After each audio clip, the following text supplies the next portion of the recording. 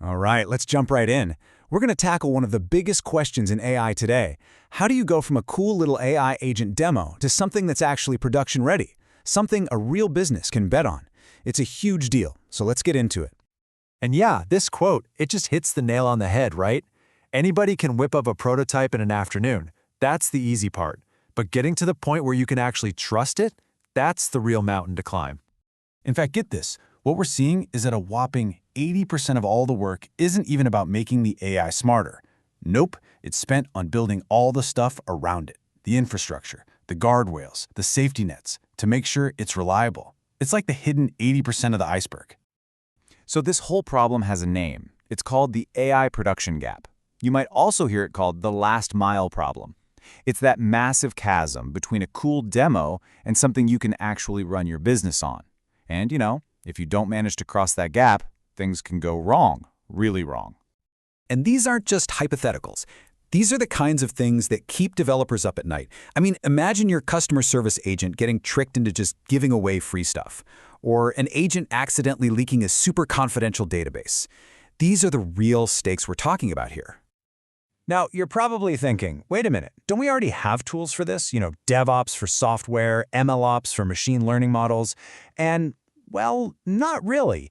Agents are a completely different animal. They're interactive, they have memory, and you can't predict what path they're going to take. That creates a whole new world of operational nightmares. So, how in the world do we solve this? Well, the journey to a trustworthy agent starts way before it ever talks to a single customer. It begins with something we can call the pre-production gauntlet, a really disciplined process designed to build confidence automatically. And the absolute bedrock of this whole thing is one core idea: evaluation-gated deployment. It sounds fancy, but it's actually pretty simple. No new version of your agent sees the light of day, period, until it passes a whole battery of automated tests that prove it works, and more importantly, that it's safe. It's basically a non-negotiable quality check for AI. And how do you enforce that? With a classic CI/CD pipeline, but one that's built for agents.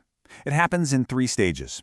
First, before any code even gets merged, you run a bunch of quick checks. Then, once it's merged, you push it to a staging area for some heavier testing. And only then, after all that, does a human give the final go for production.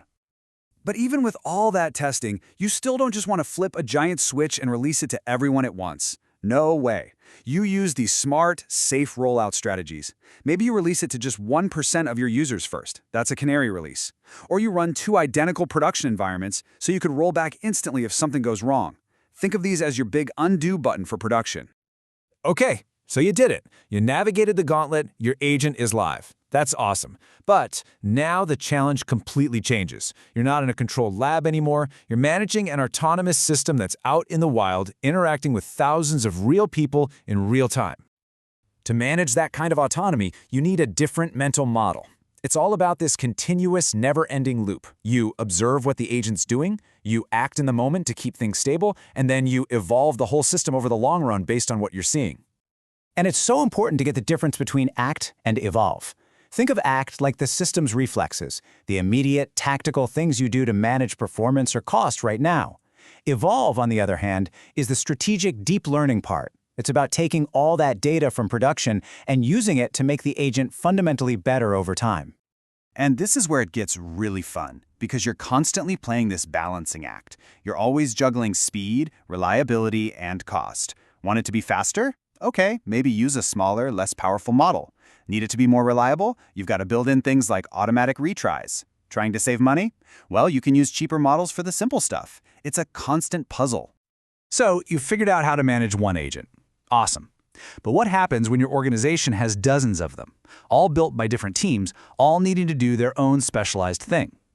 Well, they're going to have to work together. And that takes us to the next frontier, the multi-agent ecosystem. Now, for agents to collaborate, they need a common language, or protocols. And there are 2 big ones to know. First is MCP, which is for using simple tools. It lets an agent say, hey, do this one specific thing for me, like run this calculation. Then there's A2A, which is for delegating big, complex goals to other agents. It lets an agent say, hey, you, go achieve this major goal. You know what? To make this crystal clear, let's use an analogy. Just imagine an auto repair shop where the entire staff is made up of different specialized AI agents. This is going to show us exactly how A2A and MCP work together. Okay, so follow me on this. A customer comes in and gives a complex goal to the shop manager agent. That's an A2A conversation. The manager then delegates that job to a specialist mechanic agent. That's another A2A interaction. But now the mechanic needs to use its tools, right? It uses MCP to run a diagnostic scan, MCP to look up a repair manual. Then it needs a part, so it uses A2A to talk to another smart agent, the parts supplier.